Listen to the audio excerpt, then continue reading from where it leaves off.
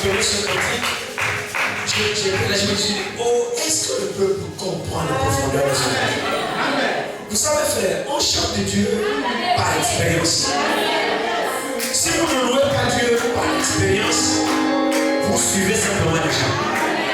Ces cantiques-là sont profonds, que lorsque Dieu est là et que Dieu lise les profondeurs, le compositeur, frère, comment tu peux rester différent? Tu peux compter les bienfaits de l'Éternel envers toi. Tu ne peux pas compter, frère. Et ce matin encore, tu bénéficies de ces bienfaits. Si tu es là et nous, c'est ces bienfaits. Comment tu peux nous rendre ça? C'est seulement pour le louer. Quand tu vas le louer, on va te reconnaître à Dieu. Comme nous prenons tous ces poussins, ils nous sont pour. Pendant que tu dormais ici, tu savais qu'on le diable t'a cherché. Mais il a trouvé comme ça. Toi, tu le fais simplement. Il te trouve. C'est cette protection pour laquelle Dieu est avec nous. Alors, nous sommes Dieu. Dieu compte pour nous, frère. Nous nous devons tout. C'est vrai, non? On va les chanter cela, on va les chanter cela. J'ai comme l'impression qu'on n'a pas compris. On va les chanter cela. Vous savez, c'est pas seulement les capilles de l'ambiance là comme ça, non. Réalisons les porteurs qui sont là dans la vie. C'est pas seulement l'ambiance. C'est ça le frère. Chantons-le encore s'il vous plaît. Chantons-le. Est-ce que Dieu est bon pour nous? Ah, il est bon pour moi. Il est bon pour moi. Ce matin, je vis par sa bonté. Ses bontés ne sont pas encore épuisées. Ses compassions ne sont pas à la terre. Il est renouvelé chaque matin. Chaque matin, il est renouvelé encore sa bonté. Qui peut le louer si ce n'est toi? Amen. On va le chanter. Écoutez au ciel et tout ce que tu as, combien Jésus-Christ est riche en bonté, déploie tes trésors et brille tes champs, pour louer le paradis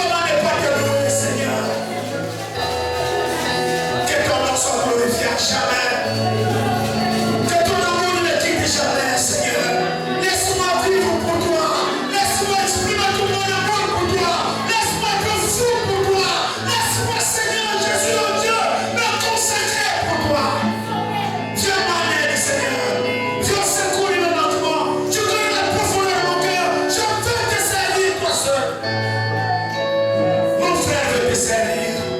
Ma soeur veut te servir. Soutiens notre faible foi. Envahis-nous de ton amour, Seigneur. Que notre cœur soit rempli de reconnaissance. Et que ta bouche ne quitte jamais nos lèvres. Ne quitte jamais nos cœurs. Car ce que tu fais pour nous est grand, Seigneur. Combien je peux t'adorer. Combien je peux te louer. Combien nous devons te louer, Seigneur. Tu en es digne, Père. Merci encore pour ta grâce. Je remercie que tu nous as renouvelés. Merci de nous avoir compté encore parmi les vivants. Merci, mon Père, d'avoir continué de manifester encore ton amour. Mon Dieu, sur nos fautes et nos faiblesses. Oh Dieu, merci, Père. Il est depuis que la miséricorde est auprès de toi, avec ton décret.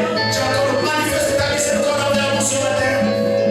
Nous ne sommes pas des hauts par nos mérites, Seigneur. Nous ne sommes pas là par nos propres mérites. Mais tout, c'est simplement ta grâce. Oh Dieu, laisse-nous te rendre les actions de grâce pour tout ce que tu ne cesses de faire pour nous. Merci encore pour la présence de mon frère ce matin. Merci pour la présence de Daniel et mes soeurs ce matin. Merci pour ton peuple, Seigneur. Merci pour ce rassemblement. Mais surtout, merci pour ta présence. Parle-nous encore et bénis ce service divin. Nous nous soumettons sous ton contrôle ce matin, Père. Nous avons besoin de toi. Nous avons besoin de t'écouter encore, Père. Oh, rafraîchis nos cœurs. Nous nous abandonnons à toi. Gloire, honneur à ton Seigneur, Père. Au nom de Jésus, nous te le demandons, Père. Et ta voici prière. Amen.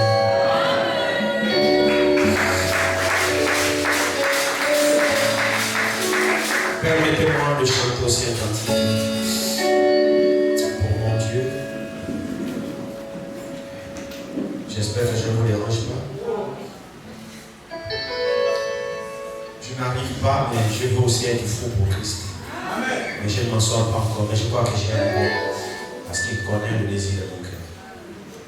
J'y arriverai par sa grâce. Nous allons, je vais chanter, vous voulez m'accompagner, ça m'aiderait. Ma voix là c'est compliqué. Je vais chanter le numéro 181, Dieu nous conduit. 181, Dieu nous conduit.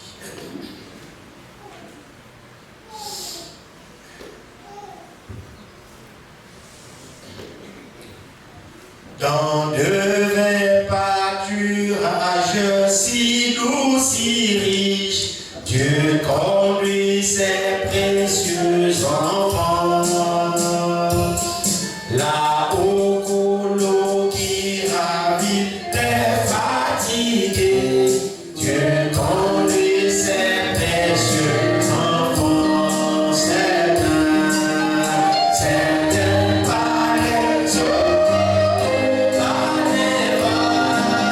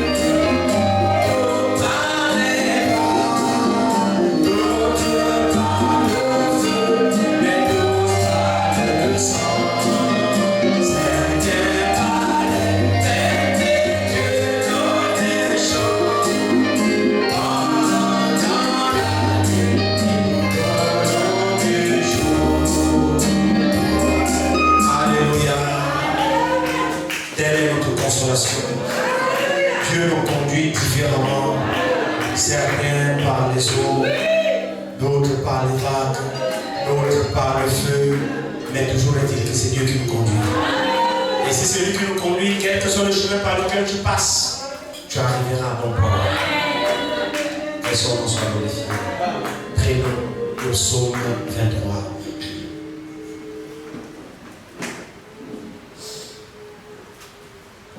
Psaume 23. Nous commençons au premier verset. Psaume 23 n'a que 6 versets, de 1 jusqu'à 6. Nous lirons tous les 6 versets. L'Éternel est mon berger. Je ne manquerai de rien. Il me fait reposer dans des verts pâturages. Il me dirige près des eaux paisibles. Il restaure mon âme. Il me conduit dans des sentiers de la justice à cause de son nom. Quand je marche dans la vallée de l'ombre de la mort, je ne crains aucun mal, car tu es avec moi. Ta houlette et ton bâton me rassurent. Tu dresses devant moi une table en face de mes adversaires. Tu conduis de ma tête et ma coupe déborde. Oui, le bonheur et la grâce m'accompagneront tous les jours de ma vie, et j'habiterai dans la maison de l'Éternel jusqu'à la fin de mes jours. Merveilleux Sauveur, nous te disons encore merci pour tous tes nombreux bienfaits. Tu es le bon berger de nos âmes. Maintenant que nous venons de lire cette portion de la parole, nous nous abandonnons à toi, Père. Tu connais nos cœurs, tu connais nos pensées. C'est toi l'auteur de ta propre parole. Et c'est toi également qui es chargé de l'interpréter, de l'enseigner, de la révéler. Seigneur, nous nous abandonnons à toi. Nous avons simplement lu, nous nous abandonnons au Saint-Esprit. Qu'il vienne nous parler. Dans cette lecture, il y a certains contextes qui nous concernent. C'est toi qui nous connais mieux que nous-mêmes, parce que c'est toi qui nous as créés. Parle-nous, Seigneur, mon Père, ce matin. Alors que nous attendons à toi, nous te le demandons dans le Saint nom de Jésus-Christ. Amen. Vous pouvez vous asseoir. Je vous salue encore très fraternellement ce matin, dans le merveilleux nom de notre Seigneur et Sauveur Jésus-Christ. Nous lui sommes encore reconnaissants parce que nous sommes encore vivants et non pas vivants pour aller dans les bars boire du vin, mais nous sommes reconnaissants que nous sommes vivants pour le servir. Et il a appelé chacun de nous, il s'est révélé à chacun de nous et il a mis dans notre cœur effectivement ce désir de pouvoir le servir. C'est pourquoi nous nous plaisons lorsque nous venons dans la maison de Dieu. Je ne pense pas que quelqu'un vient ici par habitude ou quelqu'un vient ici parce qu'on l'a obligé de venir. Je ne crois pas, mais je crois que nous sommes venus ici parce que nous nous sentons conduits de venir. Parce que nous pensons que ici, notre Dieu s'y trouve et qu'ici, notre âme est alimentée de mets succulents, notre âme est nourrie. Parce que lorsque nous venons dans sa maison, même si nous sommes abattus, même si nous traversons des moments difficiles, ce Dieu-là qui nous aime tant a toujours quelque chose à dire à nos âmes. Et c'est ce qui prouve même sa fidélité. C'est ce qui prouve même sa fidélité. C'est ce qui prouve même qu'il nous aime parce que lorsque nous venons dans sa maison, si nous sommes vraiment reconnaissants, et il y a quelqu'un sort toujours avec un petit quelque chose. Quelqu'un reçoit toujours un petit quelque chose. C'est ce qui témoigne que Dieu nous aime et qu'il nous parle. Et lorsqu'il nous parle, c'est réellement pour notre bien. Vous savez, c'est un père. Et comme nous autres aussi les pères, si nous sommes des pères et que nous aimons notre progéniture, je crois que chaque parent doit pouvoir éduquer son enfant parce que la volonté de chaque parent, c'est d'avoir une progéniture digne qui l'honore. Il n'y a pas de parents ici qui souhaiteraient que son fils ou sa fille soit un braqueur, soit un colmondios, soit un bandit, soit une prostituée, soit un voleur. Je ne pense pas qu'il y ait un parent ici qui souhaiterait cela pour son enfant. Je ne pense pas. Mais tout parent aimerait toujours que son enfant soit le meilleur. Tout parent souhaiterait donner la meilleure éducation à ses enfants. Ça, c'est la volonté de tout parent. Maintenant, ce que vous remarquez très bien, si nous les parents, parce que Dieu nous a le véritable parent par excellence, c'est Dieu. C'est lui le véritable parent. Parce que lui, en tant qu'Élohim, en lui, il avait l'attribut d'être père. Amen. Donc cette faculté de parent était en lui.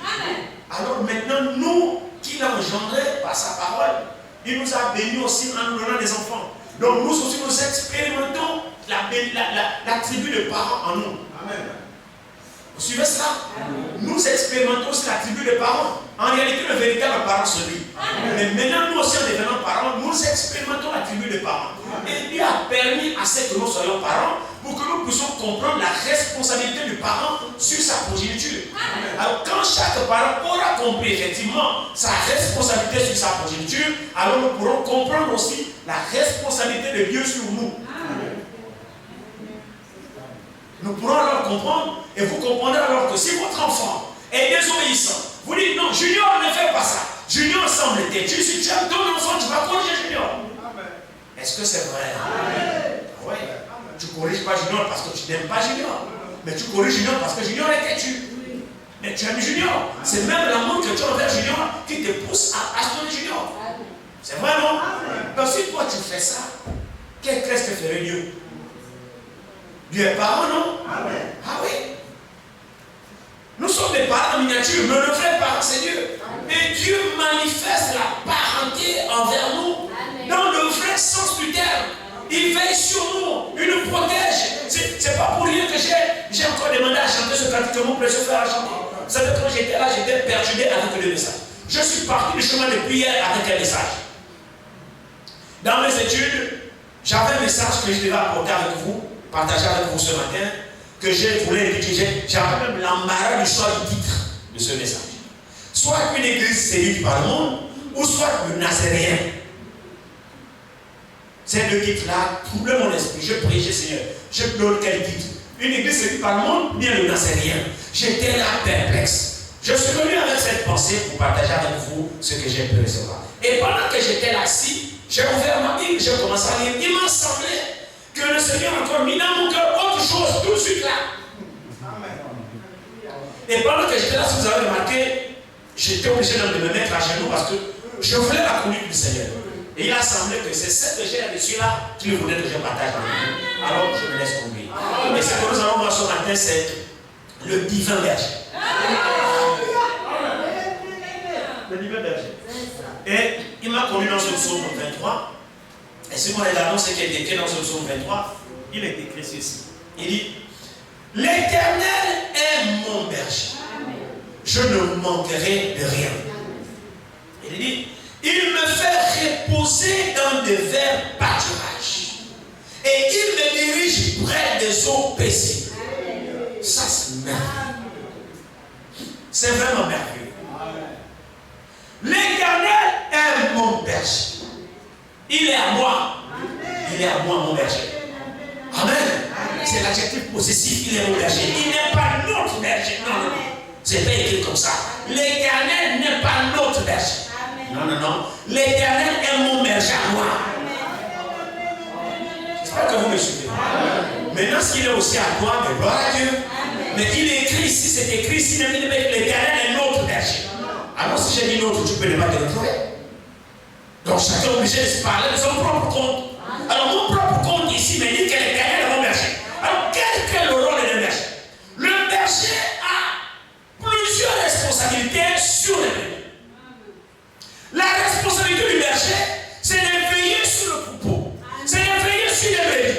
Les brebis crasent comme les brebis chétives. Les brebis en bonne santé comme les brebis malades. Les brebis petites comme les brebis grandes. Toutes sont ces brebis. Alors la responsabilité du berger, c'est de veiller au bien-être des brebis. Aucune brebis n'est négligée par le berger. Et toutes sont importantes aux yeux du berger. Alléluia. Il est le berger, mon berger à moi. Pour qu'il soit berger à moi, il faut qu'il veille sur moi. Et en veillant sur moi, frère, il y a beaucoup de profondeur dans la parole de Dieu. Je vous assure que la parole de Dieu regorge de pépites. Elle est riche en enseignement. Elle est riche en vitamines. Quand le Saint-Esprit par sa grâce, elle ouvre notre cœur pour que nous puissions comprendre les Écritures, frère. Rien ne peut nous saisir. Amen. Alors la Bible dit ici, l'Éternel est mon berger. Je ne manquerai de rien. Quelle déclaration. Bon, maintenant je ne sais pas si ça veut dire que c'est écrit. Amen. L'Éternel est mon berger. Dans ce cas, je ne manquerai de rien.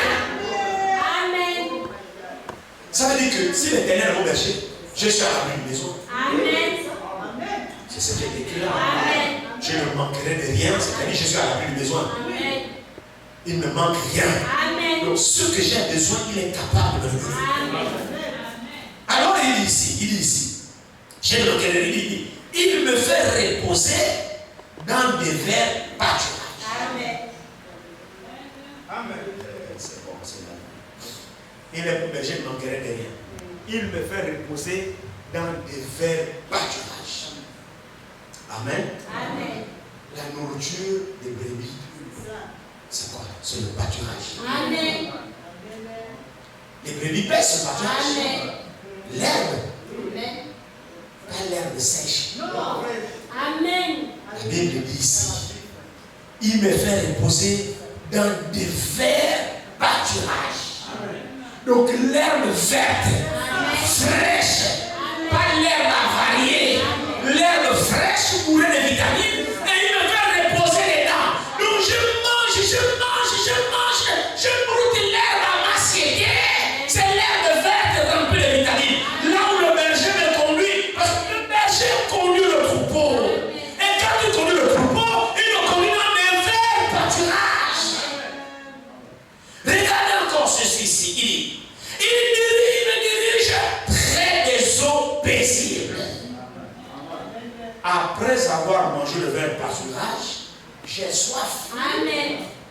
Alors il me dirige vers les eaux paisibles. Pas des eaux houleuses, des eaux paisibles claires. Parce que après avoir mangé, je dois avoir soif. Amen. Et je bois de l'eau. Pourquoi il me connaît des eaux paisibles? C'est parce que tu bois. Vous voyez, il me met à l'abri du besoin. En termes de faim, il pourvoit. En termes de soif, il pourvoit. Alors je suis à l'abri du besoin, il ne me manquerait de rien. Donc en ce qui concerne mon alimentation, il est le bon berger. Et il ne me nourrit pas avec la misère. Il ne me nourrit pas avec le locoïde.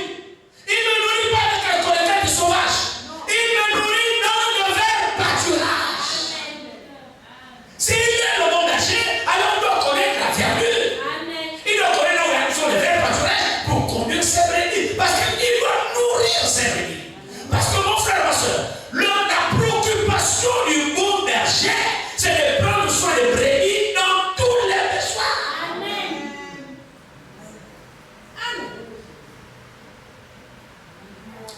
Ah, si nous pouvons comprendre ces choses.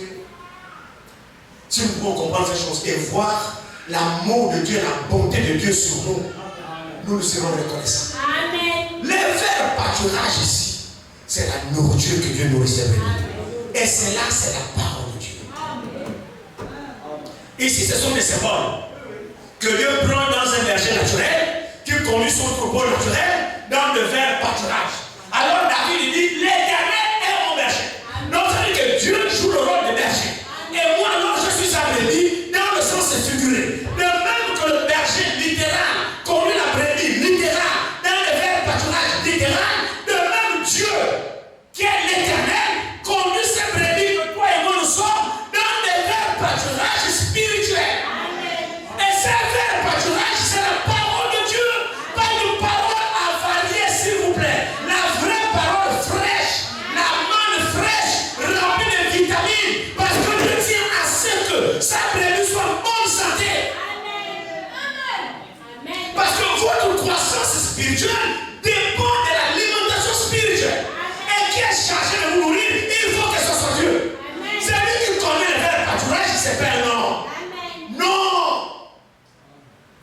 Non. C'est lui qui connaît les verts pâturages, c'est Dieu même, le propriétaire de la bergerie. Alors dans ce cas, il faut alors que Dieu soit votre berger. Si Dieu est votre berger, le signe que Dieu est votre berger, c'est qu'il doit vous conduire dans les profondeurs des arbres. C'est l'engagement qu'il a eu à prendre lui-même, parce que c'est lui-même qui conduit ses propres brebis. Alors si c'est lui, le signe que c'est lui, il doit vous conduire dans les profondeurs de sa manne spirituelle.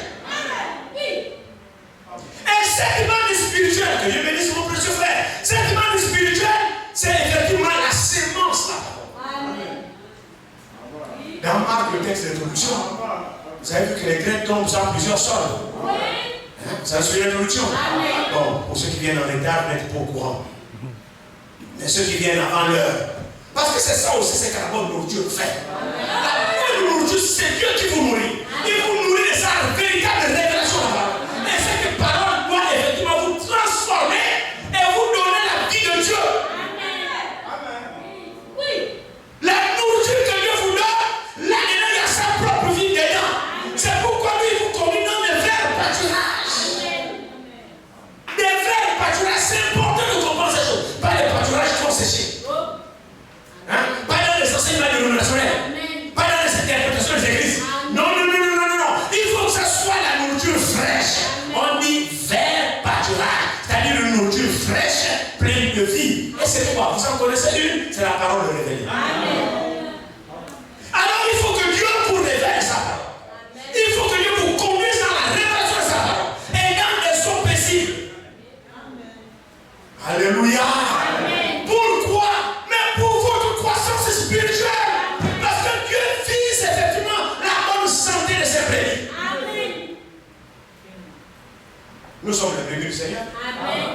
Nous lui appartenons. Nous sommes son peuple. Et lui, il est notre berger. Vous savez que le véritable berger, ce n'est même pas les pasteurs. Il a fait des versets car ils sont comme. Hein, vous savez ça, non? Allons-y, Éphésiens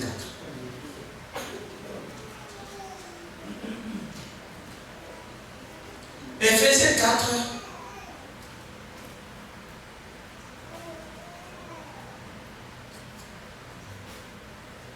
Commençons au verset 9. Or, que signifie il est monté, sinon qu'il est aussi descendu dans les régions inférieures de la terre? Celui qui est descendu, c'est le même qui est monté au-dessus de tous les cieux, afin de remplir toutes choses. Il a donné les uns comme c'est une descendance. Comme. Ça ressemble. C'est comme ça ressemble. C'est pas vraiment la chose, mais ça ressemble à la chose. C'est comme l'apparence. Hein? Il a donné les uns comme quoi? Comme apôtre. Les autres comme prophète. C'est merveilleux quand même. C'est frère. Fais-moi Dieu est bon. En réalité, frère, nous tous ici. Il n'y a personne qui doit s'honorer devant Dieu. Personne n'a le droit de s'honorer devant Dieu. Personne. Parce qu'on a reçu comme. Nous ne sommes même pas les véritables. Lui-même le véritable nous a montré l'humilité. Parce que c'est lui-même le véritable. Il dit, maintenant nous qui sommes au corps, c'est après même si on parle. Quand tu fais rentrer dans l'église, on met le tapis rouge. Oh, le pasteur rentre, le pasteur, mais tu es comme. Lui-même le vrai, l'original, il n'y avait pas le tapis rouge. J'ai bien pitié de nous, hein? J'ai bien pitié de nos frères. Il dit ici. Qu'est-ce qui se passe? Et il a donné les uns comme apôtres, les autres comme prophètes, les autres comme évangélistes, les autres comme pasteurs et docteurs, pour le perfectionnement des saints, en vue de l'œuvre du ministère de l'édification du corps de Christ. Amen. Donc, ils sont comme. Et là, vous entendez les gens, l'archidichon, c'est un grand homme de Dieu.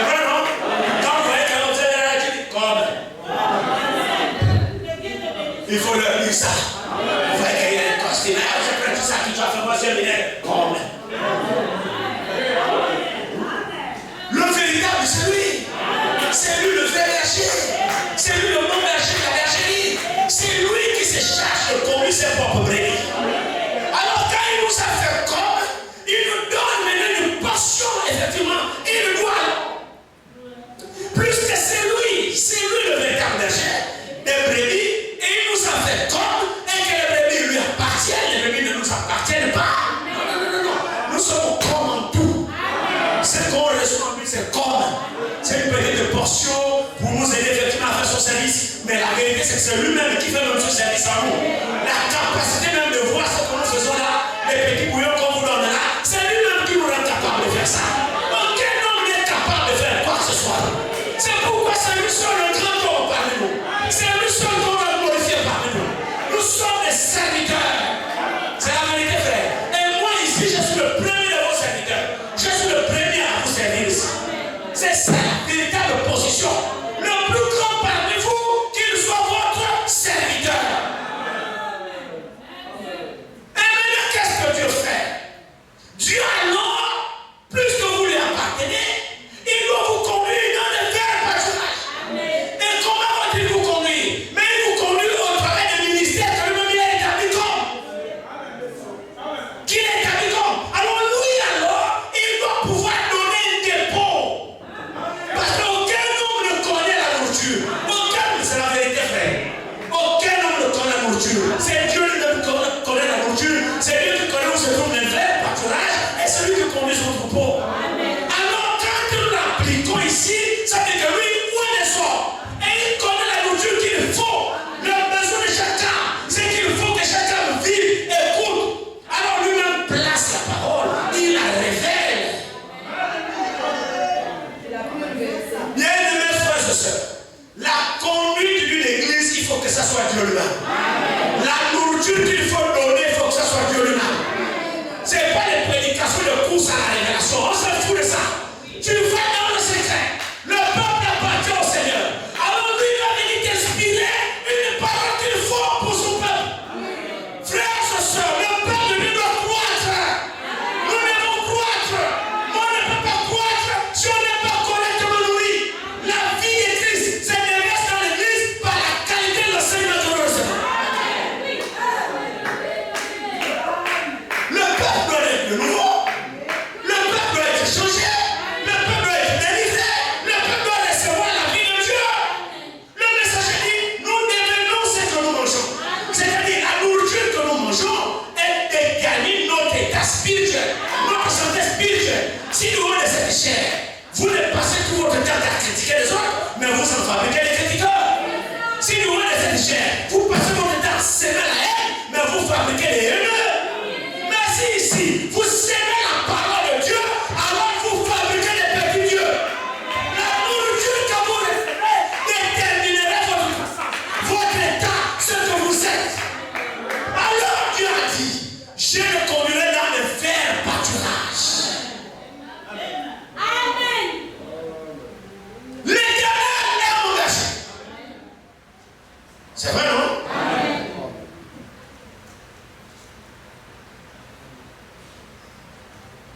L'Éternel est mon berger. Je ne manquerai de rien.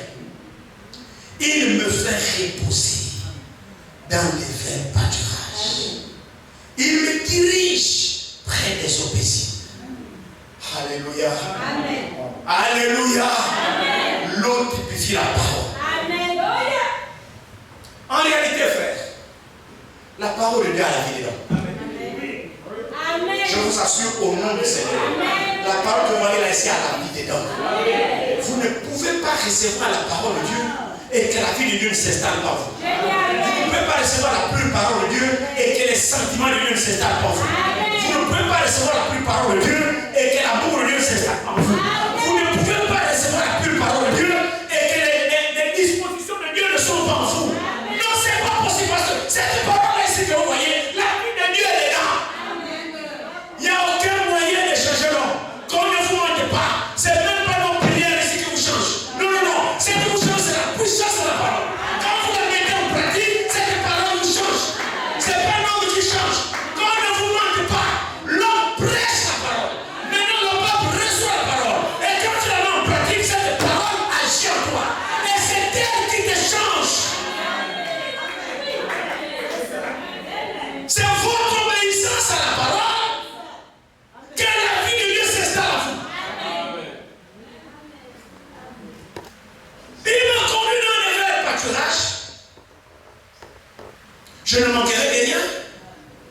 Il me fait reposer dans les verts pâturages. Et il me dirige vers les eaux paisibles. Amen. Alors la conséquence de ça, c'est quoi? Suivez ce qui suit. il restaure mon âme. Vous voyez où intervient la restauration de l'âme? Amen. Qui peut restaurer votre âme? Amen. C'est le vrai pâturage. Amen. Et son plaisir. Amen. C'est ça qui restaure votre âme. Amen. C'est-à-dire, frère, quand vous êtes aigri, vous avez des soucis, vous avez des problèmes, il suffit seulement de venir ici. Amen. Vous venez ici par la foi. Amen. Vous venez ici avec l'amour. Amen. Vous venez ici avec la conviction que Dieu s'y trouve. Amen. Mon frère, ma soeur, je ne sortirai pas comme Dieu l'a dit. Je vous mets au défi. Si réellement il y a Dieu ici, et que ceux qui prêchent la parole ici ont été mandatés par Dieu, et qui ne racontent pas leurs histoires ici, je vous mets au défi. Venez ici avec la soif de Dieu, et vous repartirez rassasiés par Dieu. Ça dépend des dispositions que vous avez. Mais c'est la vérité, frère. Il semblait que je suis fou. Je vis dans ma maison avec un message, et là, il est assis, je reçois autre chose. Moi, je ne sais pas. C'est lui qui conduit, et moi, je me laisse conduire. Il faut qu'il y ait un Dieu quelque part. Et il faut qu'il y ait un peuple quelque part. Et il faut que cette parole, mon frère, ma soeur, trouve excellence. Il doit restaurer nos âmes. Nous venons ici pour la restauration de nos âmes. Mais cette restauration n'est possible que par les verts pâturages et les eaux paisibles. Ce n'est pas la nourriture dénominationnelle. Vous voyez que c'est important d'avoir l'Éternel comme berger. C'est important de choisir là où vous appartenez et de savoir ce que vous écoutez. Il faut que ce soit Dieu qui vous parle. Parce que lorsqu'il vous parlera, il vous condamne les verts pâturages. Et quand vous êtes nourri de verts pâturages, on verra la santé spirituelle.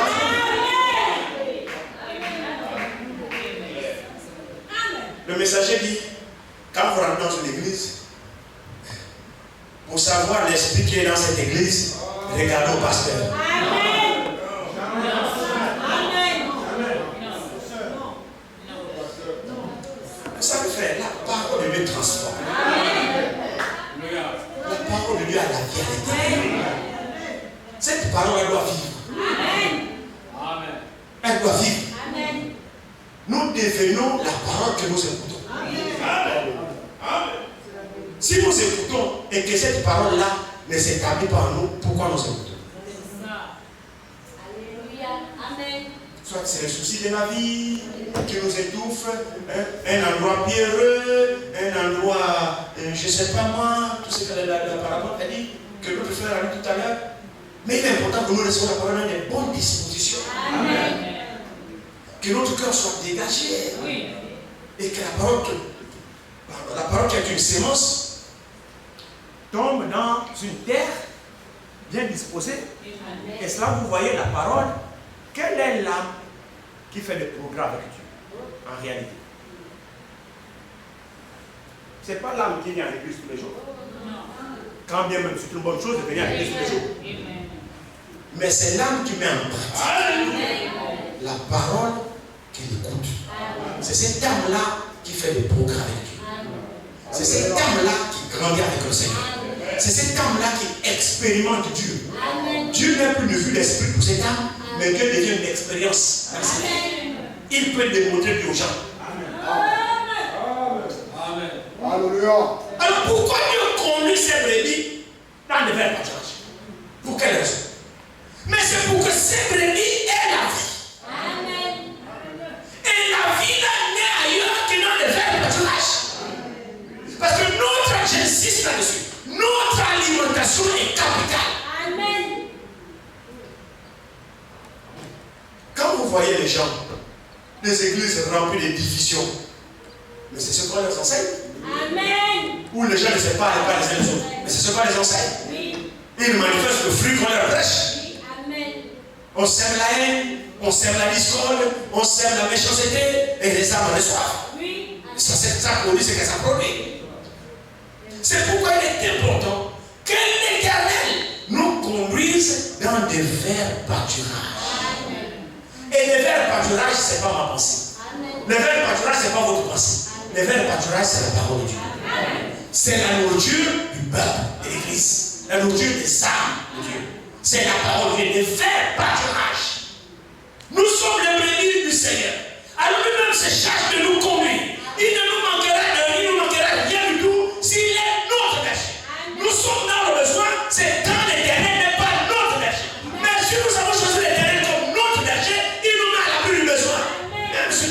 qui te manque telle chose, frère, reste tranquille. Ma soeur, reste tranquille. Il a dit l'Éternel est mon berger, je ne manquerai de rien.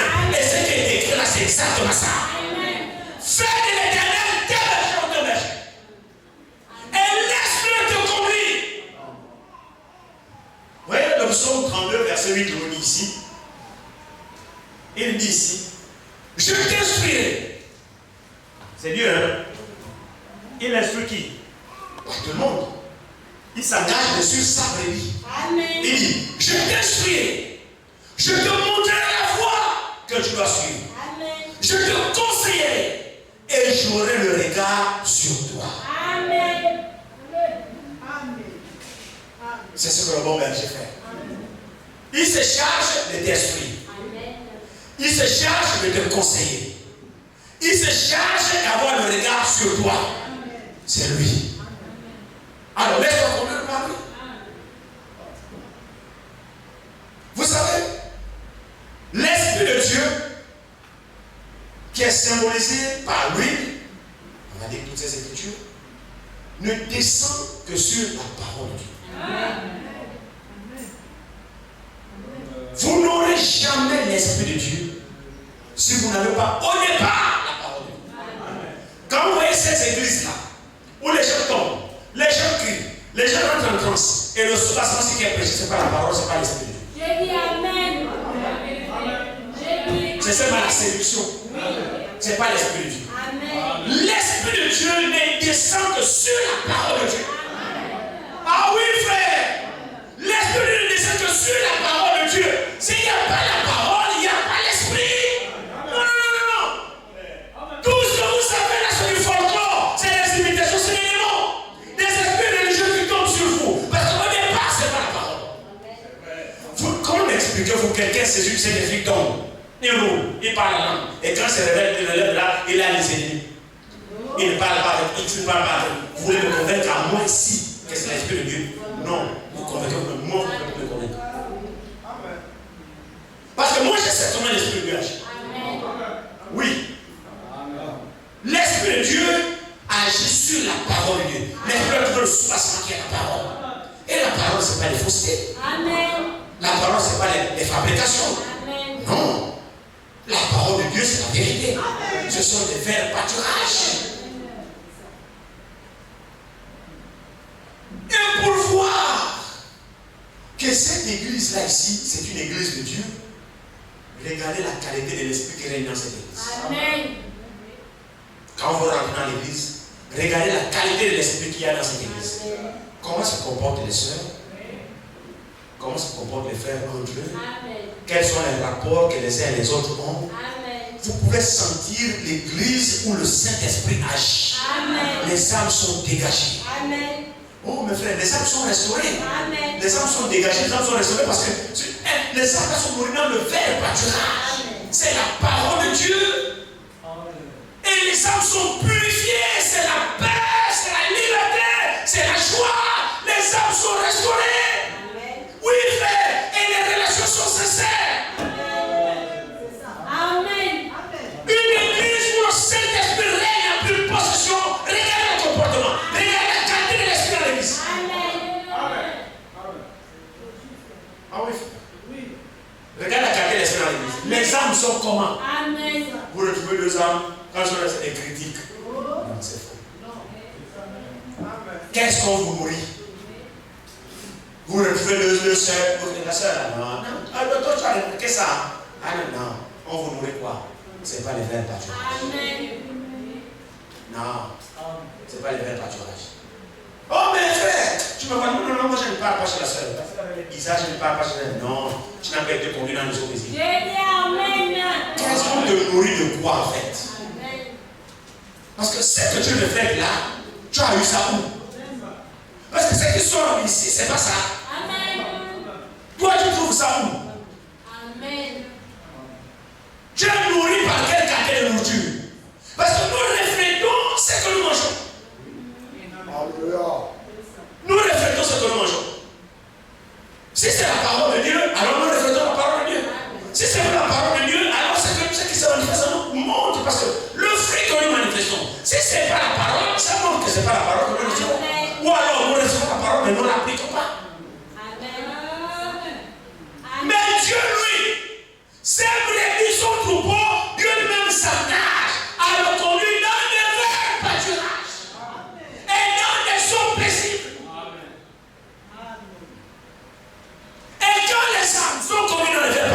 et dans les eaux paisibles, alors les âmes là sont restaurées. Amen. Vous savez ce qu'on appelle restaurer? Restaurer, c'est ramener.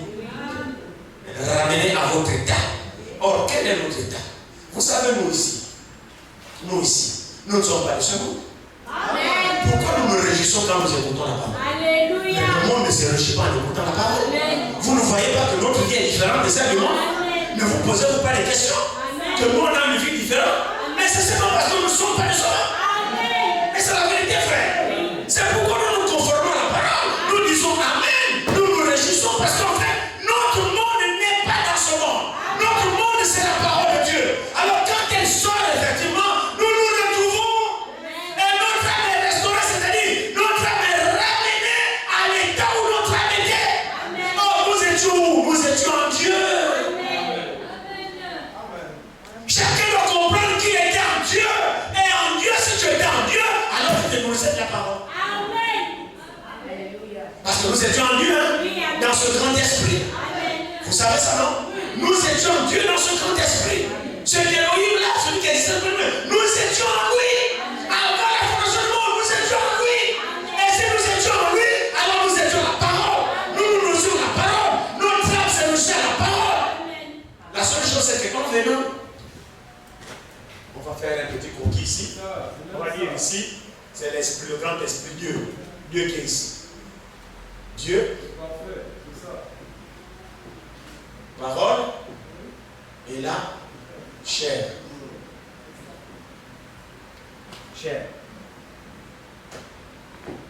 Amen. Nous étions ici, dans la pensée de Dieu. Et quand nous sommes venus à l'existence, nous avons quitté la pensée de Dieu directement à la chair. Nous avons quitté directement de la pensée de Dieu et nous avons fait le tour dans le monde. En fait, c'est une virée qu'on a fait. C'est pourquoi nous retournons à la parole. Nous sommes sortis de la pensée de Dieu.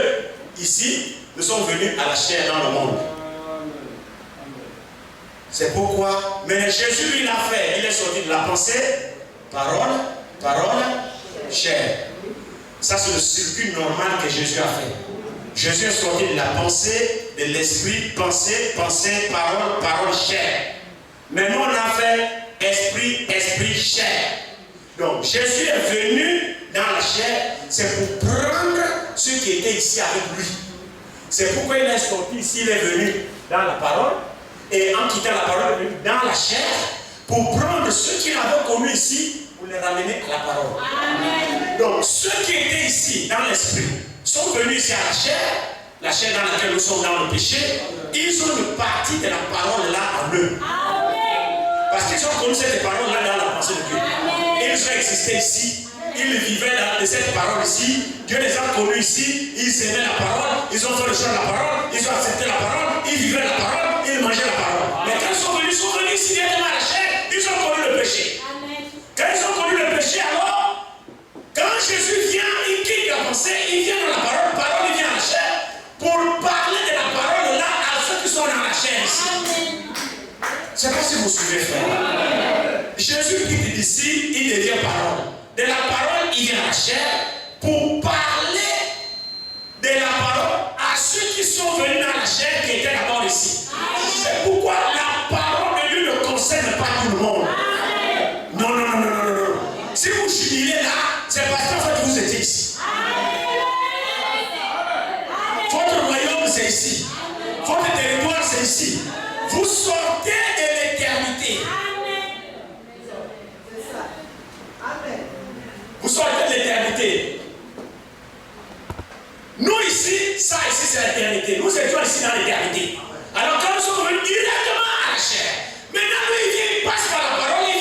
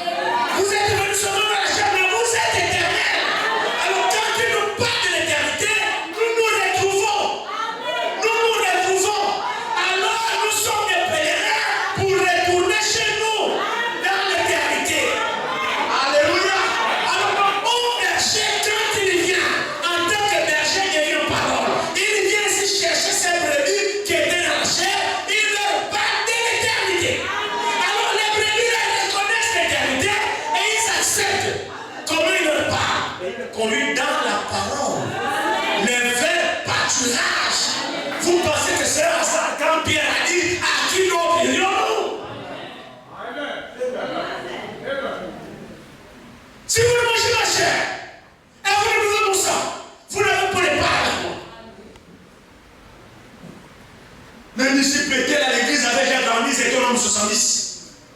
La Bible dit, les ennemis, ah, vous avez entendu ça, ah, vous avez entendu ça, vous avez entendu ça, vous avez entendu ça. Qui peut comprendre ça? Non, aujourd'hui il est dur. Il est non, cette parole-là, non. Il parle, il souvent parler mal aux gens, cette parole est dure. Mon frère, moi je ne suis pas. Moi je vous disais souvent non. Ah, moi je ne pars pas là-bas. Ah, moi je vais rester chez moi. Écoutez-moi. Si vous étiez ici, dans la pensée de dans l'éternité, vous ne verrez jamais la parole. Si vous étiez dans l'éternité, même si la parole est dure, puisqu'elle fait partie de vous, vous la reconnaîtrez. Et vous prendrez une position. Parce qu'elle est en vous. Même si vous souriez ici, mais c'est vrai. Nous sommes tous dans la chair. Nés dans le péché. Les désirs de la chair du péché sont en nous, non? Malgré le péché, il y a le désir de péché qui est en nous là. Qu'est-ce qui vous fait aimer la parole? Mais c'est parce que vous êtes une partie de cette parole. Vous étiez ici. Ne peut croire à la parole que celui qui a été dans la parole. Ne peut recevoir la vie éternelle que celui qui était dans l'éternité. Si vous n'étiez pas dans l'éternité, vous n'aurez rien à faire avec la vie éternelle. C'est pourquoi vous voyez les gens sur cette terre, à beau prêcher la parole, ils s'en foutent. La Bible condamne tel comportement. La Bible condamne telle vie. La parole condamne telle vie. La personne continue. Mais c'est parce que la personne n'a rien de l'éternité. C'est pourquoi la personne persévère dans ses voies. Mais celui qui a été dans l'éternité, frère, reconnaîtra que cette parole le concerne lui. Et il prendra position. Et c'est cela qu'il nourrit de la parole qui est le verbe pâturage. Donc quand il nous condamne le verbe pâturage qui est la parole, cette parole-là révèle la nature qui est enfermée dans le péché. Donc chaque pécheur reconnaît effectivement que mais ça c'est vrai. Ça c'est vrai. Ça c'est vrai, ouais, que c'est important d'écouter la parole de Dieu.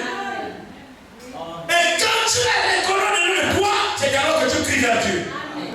Tu reconnais ton identité. Tu reconnais ta vraie nature. La vie éternelle ne peut recevoir la vie éternelle que celui qui a été éternel. Si vous n'avez jamais été éternel, vous n'aurez jamais la vie éternelle. Parce qu'il est venu sauver ceux qui ont perdu cette vie éternelle. Mais si au commencement, vous ne l'avez jamais vu, il n'y a pas de raison que vous l'ayez maintenant. Vous devez d'abord l'avoir vu dans l'éternité et vous l'avez perdu. C'est pourquoi lorsque vous parlez de cette vie éternelle et sur la terre, il y a quelque chose au de vous qui dit oui, je la veux. Et vous êtes prêts à sacrifier tout pour cette vie éternelle. C'est pourquoi la parole ne parle pas tout le monde. Non. La parole ne parle pas tout. La parole parle, s'adresse au seul fond de Dieu. Alors lui il se charge de nous conduire dans des vrais pâturages. Pourquoi? Pour révéler notre identité. Parce que quand il te conduit dans les vrais pâturages, qui est sa parole, alors lorsque sa parole te parle, tu comprendras qu'en réalité, tu fais partie de la parole. Et cette parole aura de l'importance dans ta vie. Tu ne peux plus continuer à la piétiner. Quels que soient les besoins dans lesquels tu te retrouves, quelles soient les difficultés dans lesquelles tu te retrouves, c'est la vérité que je dis. Vous savez, Dieu n'est pas un aventurier. Si vous pensez que Dieu est un aventurier, vous vous trompez. Dieu connaît son programme. Dieu connaît son affaire. Dieu connaît ce qui lui appartient. Le conseil que j'ai à te donner, ne viens pas ici faire le nombre. Viens ici pour recevoir la vie que tu as perdue. Parce qu'en réalité, la brebis du Seigneur reconnaît la parole du Seigneur. Tu reconnais que oui, ça c'est vrai. Et lorsque tu la reconnais, frère, mais tu fais corps à cette parole. Cette parole, tu t'identifies à la parole s'identifie en toi. Et lorsqu'on te regarde, on voit la parole. On ne voit pas tes œuvres, on voit la parole en toi.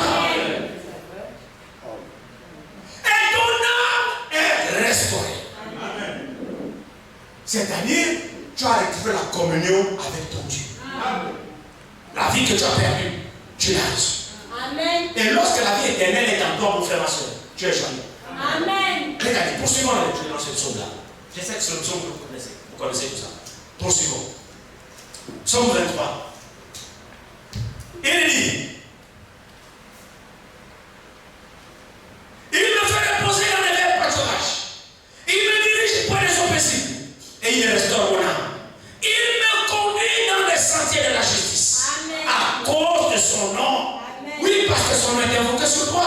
Alors il s'est chargé de conduire. Ce qui fait que lorsque tu as cette parole, lorsque tu es la nourri par la parole, c'est ça les verts pâturages. Lorsque tu es nourri par la parole et que tu es dans la parole, alors ton âme est restaurée. Et quand ton âme est restaurée, c'est-à-dire que Dieu a pris possession et le contrôle de toi.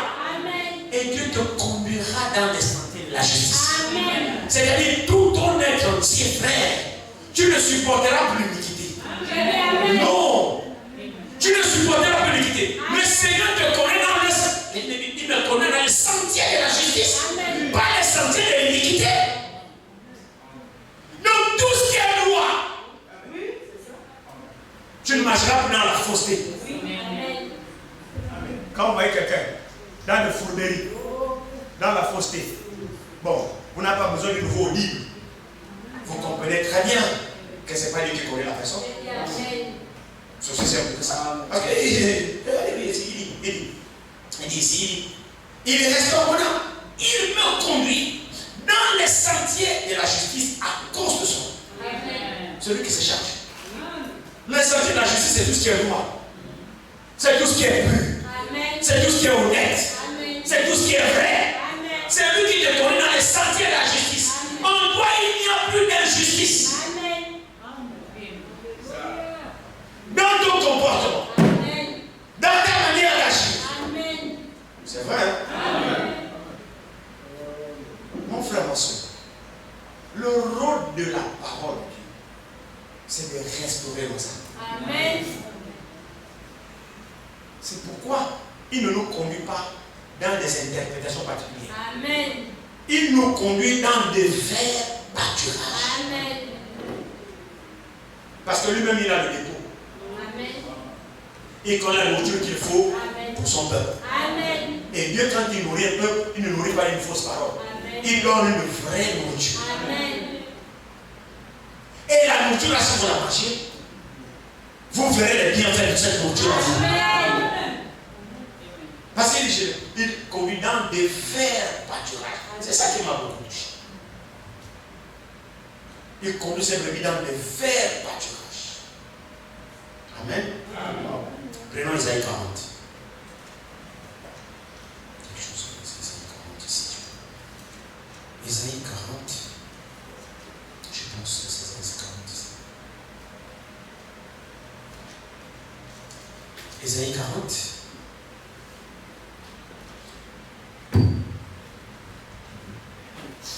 Commençons au verset 6 d'Isaïe 40.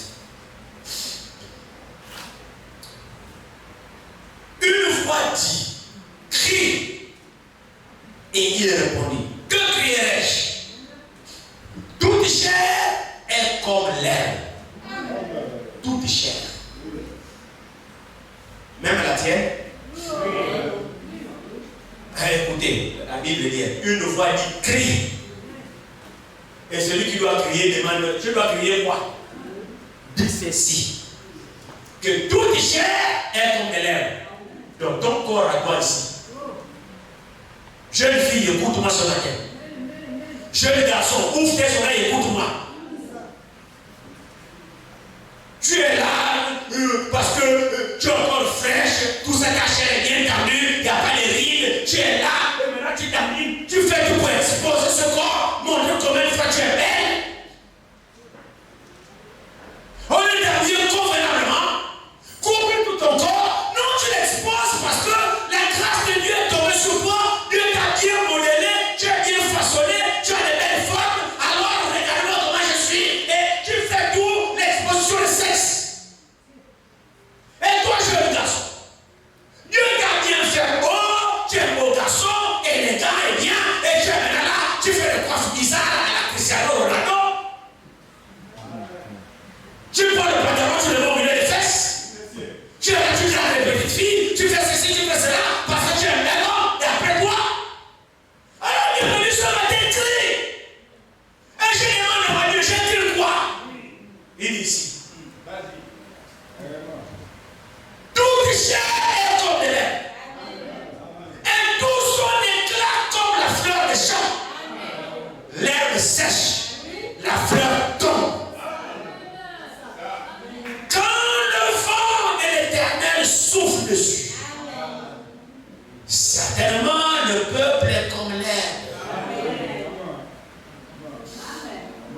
Avez-vous entendu ça?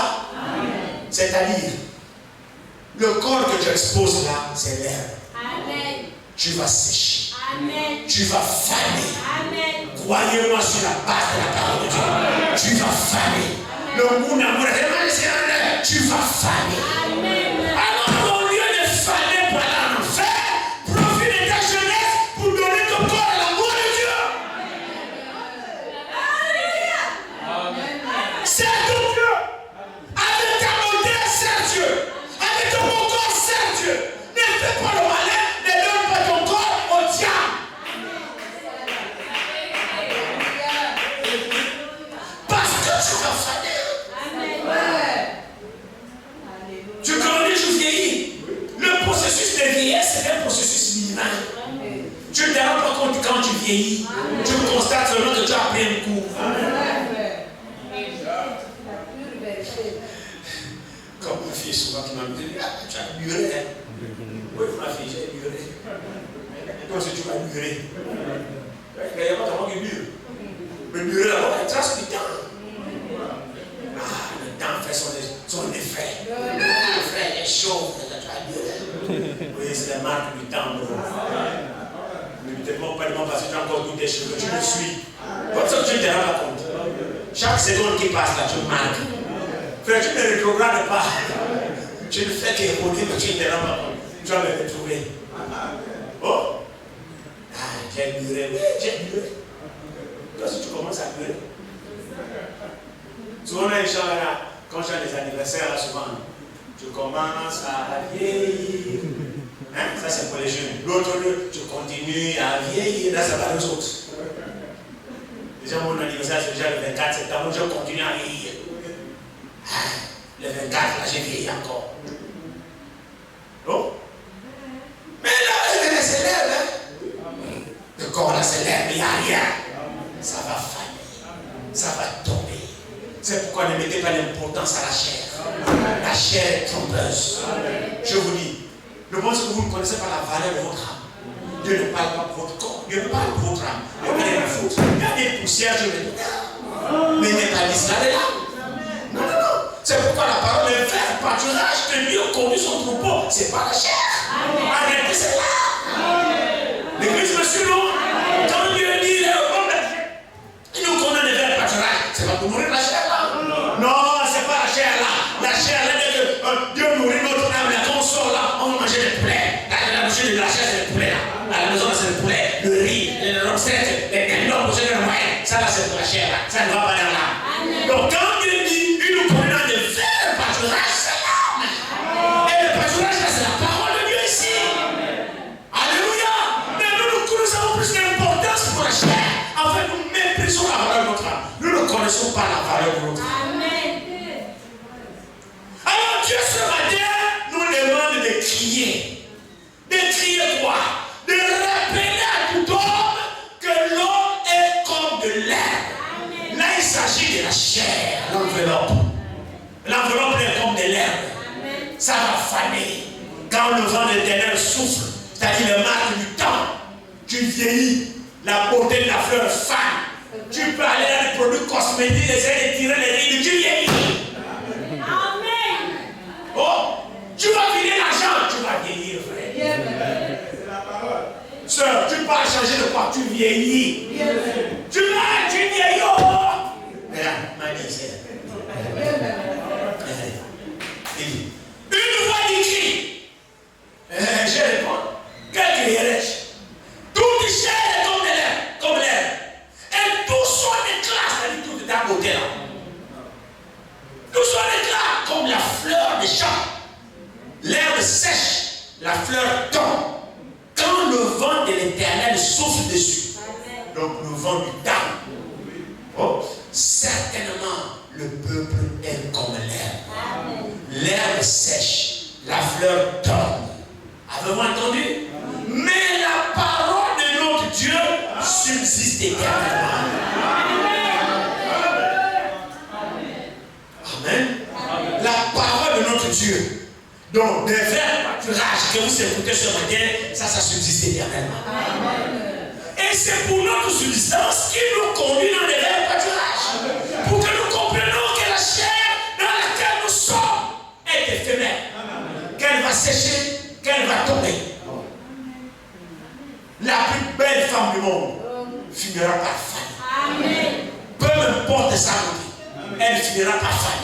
Une fois il a fait des enfants, c'est fini. Il viendra une plus belle qu'elle. Frère, c'est vanité de vanité. Je vous assure, frère. Chaque jour on change de Miss, non? Chaque année on voit d'autres Miss, non? L'année là, c'est celle-là qui paraît belle, non? Mais l'année qui suit, il y a une qui la dépasse, non? L'année qui suit, viendra l'autre, dépassera l'autre, non? Alors on voit le monde. Parce que celle qui était belle hier, il y a une qui la dépasse. Pourquoi elle a pris un coup? Ne voyez-vous pas la vanité de ce monde? Ce qui est éternel, c'est la parole que vous écoutez. Et la parole, c'est pour votre âme. Ne la méprisez pas. La chair te trompe. Amen. Oh non, je ne me sens pas belle comme ça. Enfin, nos soeurs aujourd'hui qui ressemblent au monde. Je me surge contre mes enfants. Votre façon, votre tresse là, votre histoire de tresse que vous faites là. Vous m'arrêtez ça, c'est le monde. Vous avez les rastas comme vous êtes en chevaliste. Tu mens. Tu as compris ça nous des Philistines. Vous avez ce sont là tombent ici là. C'est quoi ça? Comme on vous a dit que nous ici on ne croit pas au rasta, et maintenant vous prenez la laine, vous la mangez jusqu'au dos ici, ah non, papa c'est la laine, et dès que je m'arrive là. Vous ressemblez au monde, c'est tout. Le monde vous guette. On va arriver sur ce message. Le monde vous guette, vous ne vous rendez pas compte que vous êtes grignoté petit à petit. Vous savez le diable, vous avez petit à petit dans son terrain. Tu ne te rends pas pourquoi, mais tu es déjà dans son territoire et tu as déjà gagné. Tu ne te rends pas compte. Le diable c'est malin. Quittez le monde. Sortez de toutes ces choses. Vous êtes belles naturellement. Moi je crois dans le côté naturel. Et dans cette assemblée, nous ne croyons pas symphonia. Dans le message, vous trouvez les autres perruques rouges, perruques comme ça. Là, le prophète a dit. Oui, le prophète a dit. Il n'y a pas de problème. Mais ici, nous ne croyons pas aux histoires du monde. Amen. Nous ne croyons pas ça. Amen. Moi, ici, je crois à tout ce qui est naturel. Amen. Et moi, je crois que dans les anciens temps, quand nous avions toutes les assemblées confondues, je dis bien, toutes les assemblées confondues avaient la même apparence. C'est après qu'on a dilué le message que d'autres assemblées ont commencé à permettre leurs sœurs à ressembler à des dénominations. Les perruques, ceci, c'est là, les machins comme ça, la brésilienne, la turquienne, l'indienne. C'est ça. Mais toutes les assemblées à l'église, c'était naturel. On ne reconnaissait pas ça. Oh. Quand tu regardes, c'est la fille de Sarah, ça. Cheveux naturels, habillés en long manche, boutonné jusqu'au cou. Oh oui, hein? Boutonné jusqu'au cou aussi. Et elle coule. Mais aujourd'hui, la marque du temps, parce que la Jézabel fait son effet même dans l'église. Il a commencé à décorter les amis des sœurs. On va diminuer un peu. C'était le long manche. Ah, sœur, diminue un peu. On a diminué ici. Encore un peu ici. On a coupé la manche ici. Encore un peu ici. On a coupé maintenant ici. Maintenant, les manches sont arrivées à l'épaule. Oh. Le monde est sur vous. On a besoin du bon berger qui doit nous conduire dans des verts pâturages pour que nous soyons nourris spirituellement et ne pas glisser. Ça, c'est le rôle du bon berger. Il veille sur son église. Quand il voit le monde, il dit ils crie. Vous pensez peut-être que frère, on est conduit par lui. C'est vrai. C'est vrai ce que je vous dis. Nous, on ne fabrique pas les choses pour nuire à Dieu. Quel intérêt ai-je moi de m'en prendre? Je gagne. Vous pensez que je suis ici pour ça? Non. Mais nous recevons une petite inspiration. Nous pensons que ça vient de lui. Pour le bien de ses enfants. Parce que celui qui nous conduit dans les verts pâturages. La nourriture des aigles. La nourriture du troupeau. Parce qu'il ne faut pas que les choses du monde. C'est vraiment. Nos enfants glissent facilement. La mondanité dans l'église. Nos enfants sont influencés par le monde.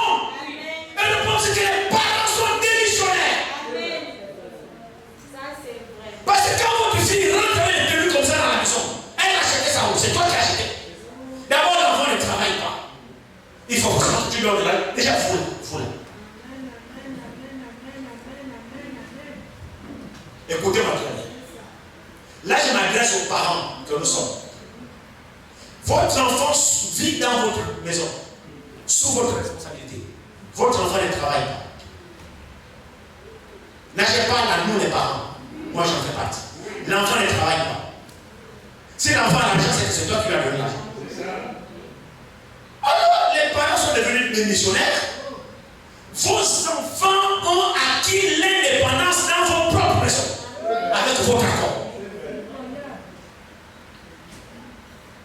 Les enfants font ce qu'ils veulent dans votre propre maison, sous l'œil du parent. Honte à vous les parents. Honte à vous les parents. Vous qui laissez vos enfants dominer dans vos maisons. L'enfant veut avoir quelque chose. Tu vois l'enfant avec un téléphone. L'enfant ne travaille pas. Mais toi la mère, toi le père, tu n'as pas de ton ici. Qui t'a donné le téléphone? Oh non, papa, maman, c'est ma copine à l'école. Ta copine. Bon, ta copine elle travaille où pour qu'elle te donne le téléphone? Mais vous êtes là, l'enfant le téléphone, c'est son téléphone. Elle a dit que c'est sa copine qui lui a donné. Wow! Des parents démissionnaires. Vous n'êtes même pas dignes d'être parents. Je vous dis. Parce que vous êtes parents.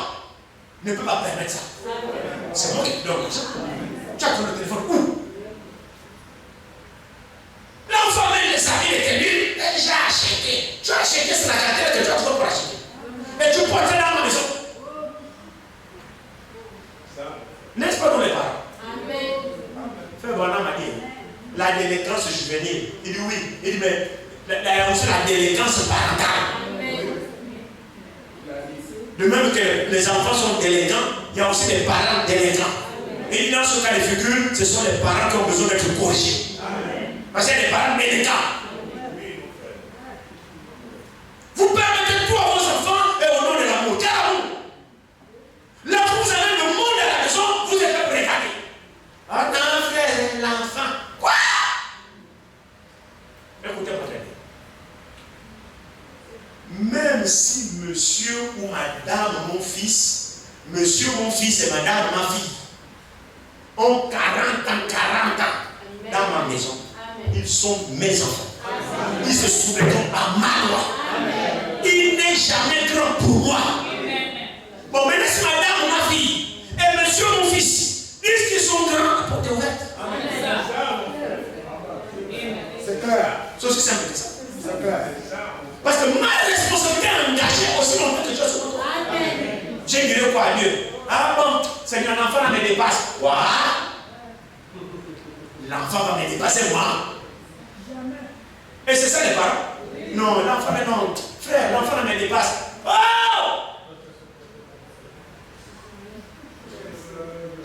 Que Dieu ait pitié de nous. C'est les parents irresponsables. Le parent a son rôle à jouer. Élève l'enfant selon le commandement de Dieu. Pour que plus tard, il n'aura pas à se détourner. Si c'est détourné, ça veut dire qu'il est déjà grand. Eh bien, monsieur, dégage. Dégage ma porte. Parce que si tu es dans ma maison et que tu peux te soumettre à ma main, tu n'es pas le bienvenu.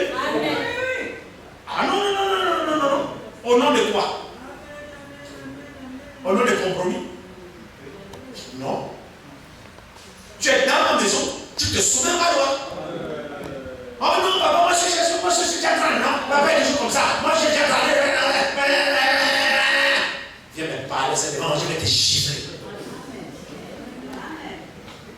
Viens dire ça devant moi. Je vais fermer ta bouche avec une bonne gifle. C'est-à-dire que tu n'auras même pas fini de parler. Ça va que je vais parler comme ça. Ah, papa, bon, si tu estimes que tu es grand, sors de ma maison.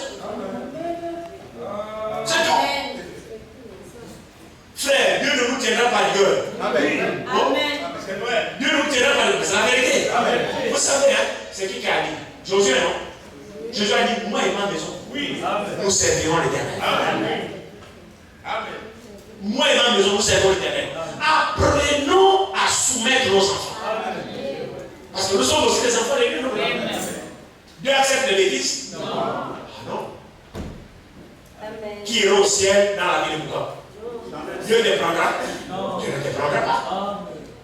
Nous sommes les parents en miniature. Dieu est le véritable parent. Apprenez à corriger vos enfants. Oh, l'enfant c'est le corps, la maison. Surveillez vos enfants. Ne donnez pas l'indépendance à vos enfants aussi longtemps qu'ils sont sous votre toit. L'enfant sort comme il veut, il rentre comme il veut, sous prétexte que l'enfant est déjà grand. Mais si l'enfant est grand, dégage. Amen. Je le crois.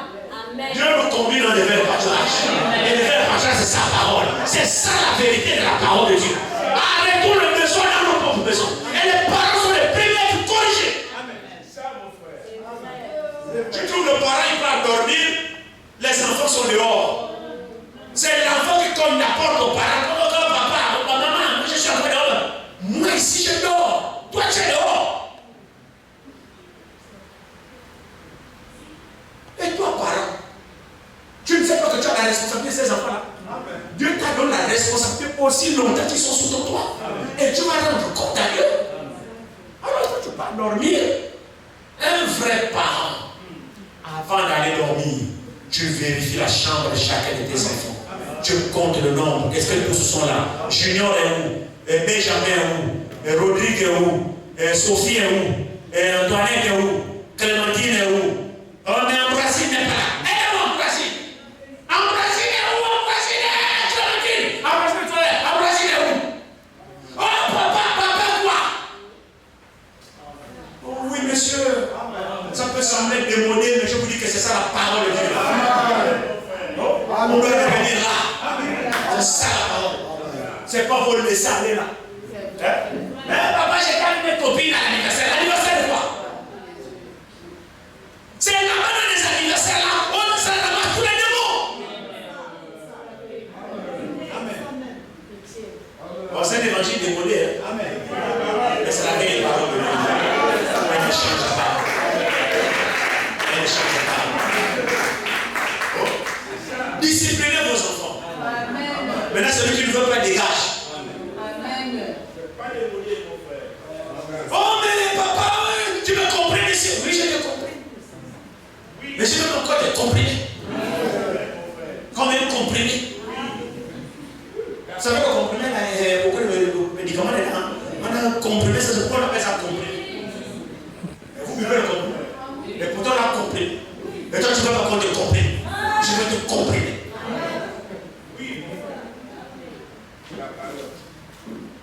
École, maison. École, maison, église. École, maison, église. Tout autre virait la vérifier. Tu étais où? Faire quoi? Avec qui? Depuis quelle heure? Oui, faites ça. L'enfant doit rendre compte de là où il part. Et d'abord, pas rendre compte, l'enfant doit demander la permission. Amen. Un enfant qui est sous le ton parental, avant de se rendre quelque part, doit demander la permission. Et avoir l'accord des parents. C'est triste de voir que tu arrives dans la maison, je ne sais pas là où elle est. Elle est sortie là, je ne sais pas. Toi, parent, tu n'es pas digne d'être parent. Tu ne sais pas où ton enfant est. Jusqu'à une certaine heure, l'enfant n'est pas là. Et tu es là. Ah, elle est là, avec ses copines, elle va arriver. Non, elle va arriver. C'est bien, elle va arriver. Elle va bien arriver. Qu'est-ce que c'est le laisser aller? Frère, c'est pas ça la parole de Dieu. Je suis désolé. C'est pas ça la parole de Dieu. Disciplinez vos enfants. Apprenez aux enfants de se soumettre, d'obéir. C'est ça le rôle des parents. Non? Mais il nous condamne le pâturage. C'est la parole ou c'est pas la parole? C'est la parole ou c'est pas la parole? Les enfants aujourd'hui sont en train de me critiquer dans le cœur. C'est pas mon problème. C'est la vérité. C'est la parole, frère. Ils sont en train de me critiquer. Critiquez-moi. C'est pas mon problème. Je prêcherai la parole. Si le Seigneur ne vient pas maintenant, et qui vous accorde la grâce de devenir parents, vous aurez vos enfants, vous comprendrez ce qui est enseigné aujourd'hui. Vous le saurez. Parce que vos enfants vous rendront cela et vous vous souviendrez.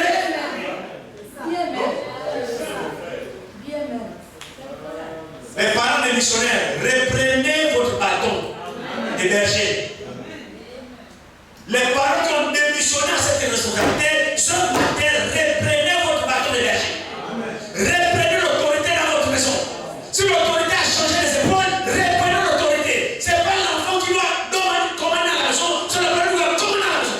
Si vous avez laissé vos enfants vous commander, à partir de ce matin, vous êtes un fils de Dieu, une fille de Dieu, réponds le bâton de commandement. Discipline ton enfant. Amen. Si c'est vos enfants qui viennent ici à l'église qui ne vous obéissent pas, appelez-moi. Appelez-moi. Moi, je pastonne encore.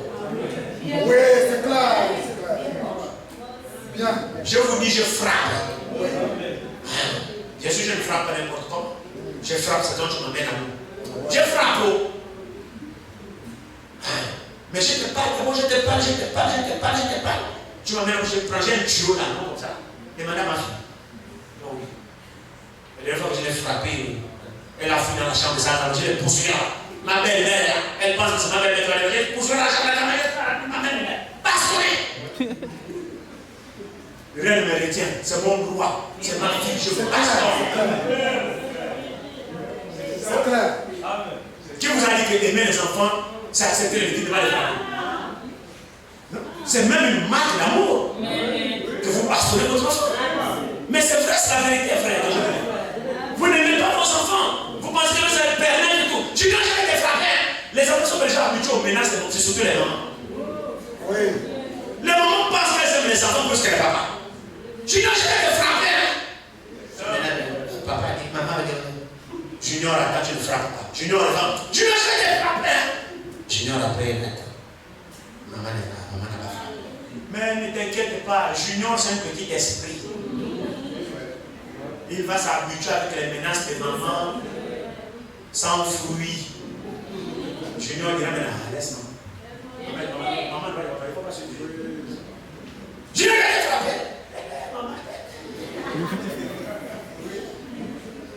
C'est grave, tu menaces l'enfant d'enfant. Parce que Junior est habitué avec des menaces. Oh non, les mamans. Vous là, soyez comme qui c'est? Soyez comme Jochebed, la mère de Moïse. La Bible dit que Moïse, la mère de Moïse, a élevé Moïse, l'a inculqué que tu es égyptien. Même si tu es élevé dans la maison de Pharaon, tu es égyptien. C'est le conseil de sa maman. Tu es hébreu, merci. Tu es hébreu. Et maman joue votre rôle. Et vous allez remarquer que la responsabilité du boucan est surtout chez les mamans. Parce que papa n'est généralement pas là. C'est maman qui reste H24 avec ses petits. Maman reste H24 avec ses petits. Papa, il a trop d'occupations. Il vient le soir, il n'a pas beaucoup, il a un peu de temps avec les enfants, les moineaux, un junior, oui, et Sephora, papa joue avec eux pour un temps, demain, il est retourné au boulot. C'est maman qui est là H24. Alors maman, tu donnes quelle éducation à ton enfant? Les enfants sont devenus aujourd'hui impolis. Les enfants sont devenus impolis. Tu parlais d'enfants, tu sens l'impolitesse dans les yeux. C'est maman qui encourage ça.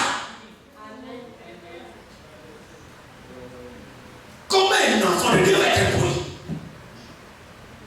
Les frères sont impolis, les fils et les soeurs sont impolis, tout le monde est impoli. On vient à l'église, une bande d'impolis. Alors qu'on écoute la parole de Dieu.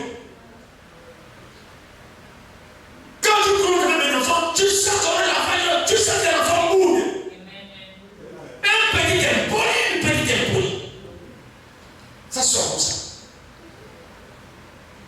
Ça sort. Mais c'est pas la sémence de Dieu, ça. Oh non. C'est pas la sémence de Dieu. Mais l'enfant a développé ce caractère dans la maison. C'est dans la maison. Si l'enfant manifeste ça dehors, c'est dans la maison. Le parent ou quand l'enfant manifeste ça, tu as fait quoi?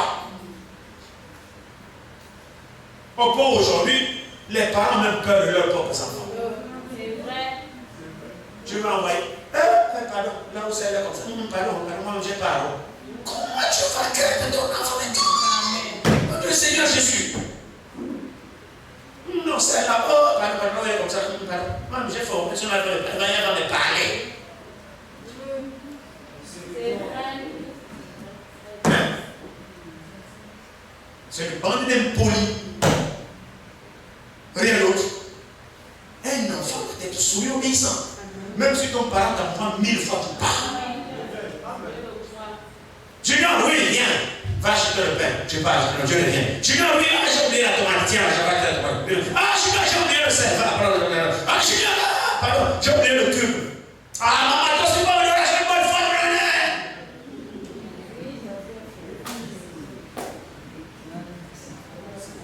vous faites ça avec les enfants.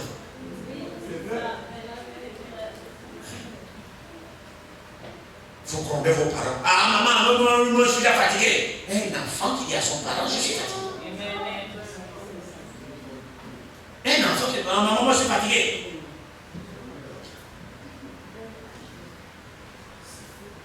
Le monde est plein. Mais quand même, on vient à l'église, on s'assoit. Regardez-vous. Est-ce que c'est la parole de Dieu? Vous partez dans quel environnement? Vous devenez ce que vous mangez. C'est pas ce qu'on prêche ici. On prêche ici la parole de Dieu. Mais ce que vous manifestez dans vos maisons, vous trouvez ça où? Non, Dieu nous conduit dans des verts pâturages. Parce que Dieu veut à ce que cette brebis soit bien portante. Dans le caractère, dans le comportement, dans la vie, dans tout ce que nous sommes. Mes enfants, soyez obéissants aux parents. Parents, aimez vos enfants. Ne les irritez pas. Chacun sa portion de la parole. Mais oui, frères et sœurs, c'est la vérité, ça. Arrêtons tout ce qu'il y a du monde là. On a hérité de comportements qui n'ont rien à voir avec la parole de Dieu. On a hérité des caractères qu'on a copiés chez les passés, qu'on a copiés chez les condisciples. On n'a pas besoin de ça. C'est vous qui devez influencer vos condisciples par le comportement de la parole.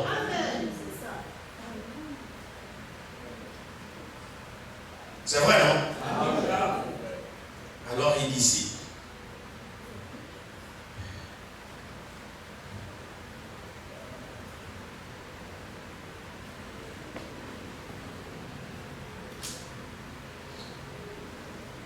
On va prendre. Prenons Ézéchiel 34. On va terminer sur Ézéchiel 34.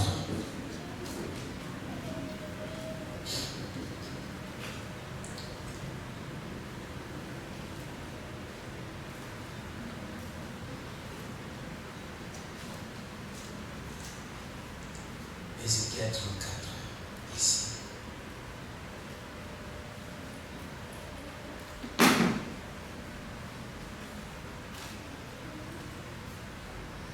Vous pouvez lire tout Ézéchiel 34 chez vous, dans votre maison. On va commencer peut-être au verset 6. À partir du verset 6 dit: Mon troupeau est errant sur toutes les montagnes et sur toutes les collines élevées. Mon troupeau est dispersé sur toute la face du pays. Nul ne prend souci, nul ne le cherche. C'est pourquoi, berger, écoutez la parole de l'Éternel. Je suis vivant, dit le Seigneur, l'Éternel. Parce que mes brebis sont au pillage. Et qu'elles sont devenues la proie de toutes les bêtes des champs. Faute de berger.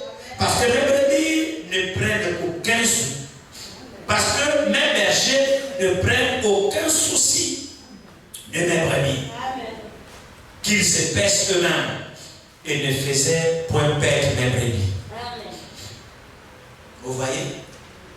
Ici, c'est le reproche que Dieu fait aux bergers, aux pasteurs qui ne prennent pas soin des brebis.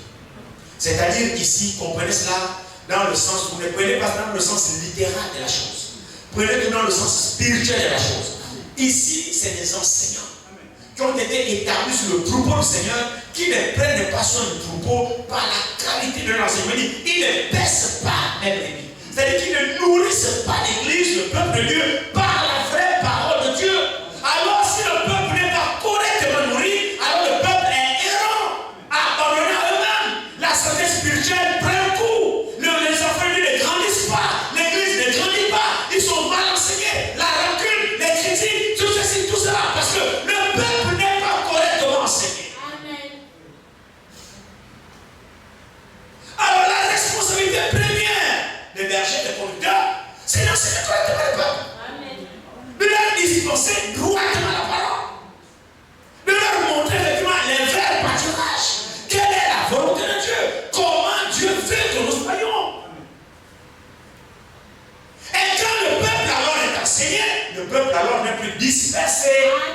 le peuple alors est correctement réuni sous la conduite de Dieu là, conduit dans des verts pâturages. Alors il dit ici, il a pris la responsabilité de le faire, il dit, Sodome, prenons le verset 11, à partir du verset 11, il dit, car ainsi parle le Seigneur l'Éternel, voici j'aurai soin moi-même de m'aimer. Amen. Amen. Amen. Amen. C'est une promesse ici. Il dit, moi-même, ainsi parle l'Éternel. Voici, j'aurai moi-même soin de mes propres brebis. Alors il dit ici, il dit, et j'en ferai la revue.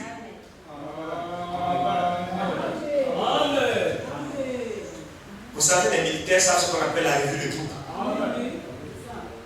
Hein?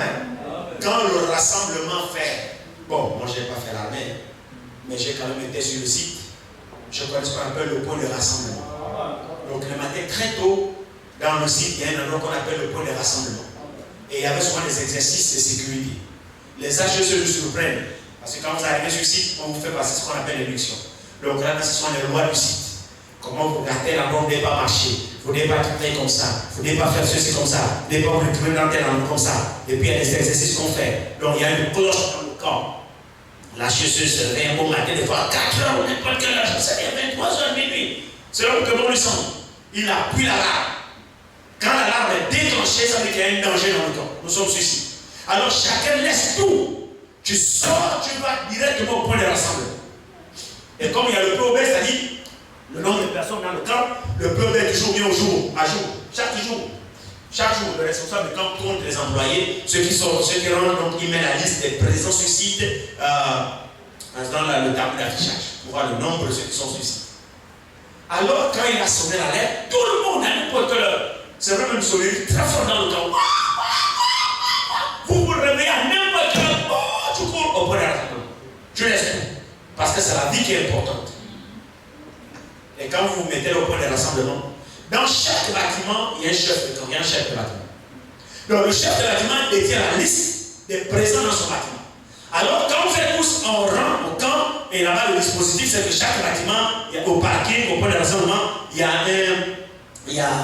bâtiment B, bâtiment C, bâtiment A, bâtiment D, bâtiment E, bâtiment. Donc si tu es habitant du bâtiment E, tu vas au point de rassemblement sur l'étiquette du bâtiment E. Maintenant chaque responsable du bâtiment a la liste des présents de son bâtiment, mise à jour. Alors là, je vient et dit bon, bâtiment A, faire la revue de tes troupes. Est-ce que le nombre est au complet de tes habitants? Donc, le chef de bâtiment doit passer en revue la troupe pour voir si effectivement le nombre des occupants du bâtiment sont présents. S'il y a un qui manque, alors il est resté. Vous devez aller le chercher. C'est ça la revue de troupe. Donc, le berger passe ses brebis en revue. Il connaît chaque brebis. Passer en revue ici, ça me montre qu'il te connaît. Il connaît ton problème. Tu n'es pas ignoré devant lui. Il n'est pas indifférent à ton problème. Plus qu'il passe en revue. Et laissez-moi vous annoncer que la revue du Seigneur se fait tous les jours. À aucun moment il ne vous a abandonné. Il passe en revue de sa brebis chaque jour. Il veille sur toi. Si tu es debout là ce matin, c'est parce qu'il a fait la revue. C'est vrai, non? Alors il a promis qu'il passera en revue ses brebis. Il dit, car ainsi parle le Seigneur, l'Éternel, voici je reçois moi-même les mêmes brebis. Et j'en ferai la revue. Il n'envoie pas quelqu'un. Il dit, comme un berger inspecte son troupeau quand il est au milieu de ses brebis et passe. Ainsi, je ferai la revue de mes brebis et je les recueillerai de tous les lieux où elles ont été dispersées au jour des nuages et de l'obscurité. Amen. Amen. Qui s'occupe du rassemblement alors? C'est Dieu lui-même. Amen. Nous avons été dispersés dans de faux enseignements, tout ça. Alors lui-même il a fait la revue et il a rassemblé son peuple. Ce rassemblement vient de lui. C'est pas un rassemblement, non. C'est lui qui a fait la revue où chacun était dispersé à gauche, à droite. Il l'a rassemblé après avoir fait la revue. Alors tu figures dans la paix. C'est pourquoi tu es ici. Qui le croit? Amen. C'est vrai. Alors il dit ici, il dit, je les retirerai d'entre les peuples et je les rassemblerai des diverses contrées et je les ramènerai dans leur pays et je les ferai paître sur les montagnes d'Israël, le long des ruisseaux et dans tous les lieux habités du pays. Je les ferai paître dans un bon pâturage et leur demeure sera sur les montagnes élevées d'Israël. Là, elles reposeront dans un agréable asile. Et elles auront de grands pâturages sur les montagnes d'Israël. Alléluia. Alléluia. C'est les promesses que Dieu fait à son peuple. Premièrement, il se charge de les rassembler, de les tirer dans tous les pays. Maintenant, je ne sais pas si toi, ici, là où tu étais, c'est Dieu qui t'a appelé. C'est la question que je pose. Je ne sais pas si toi, ici, c'est Dieu qui t'a appelé. Si toi, tu es ici en train d'adorer Dieu, tu as entendu la voix de Dieu dans la parole. Amen.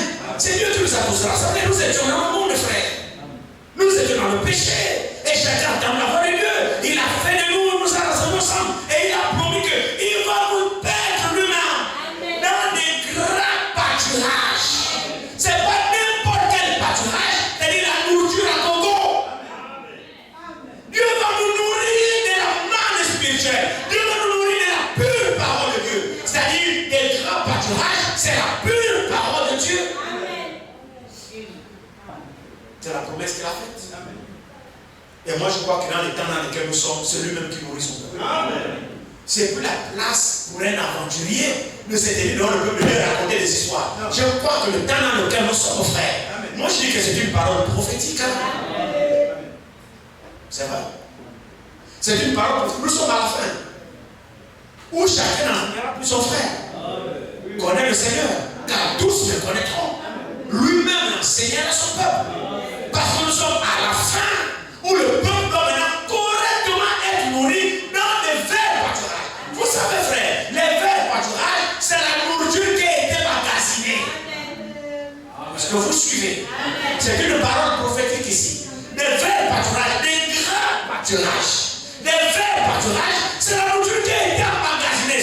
Ok, frère, tous les mystères révélés, la nourriture est en coco. Et maintenant, nous sommes, et le Seigneur est en train de la distribuer.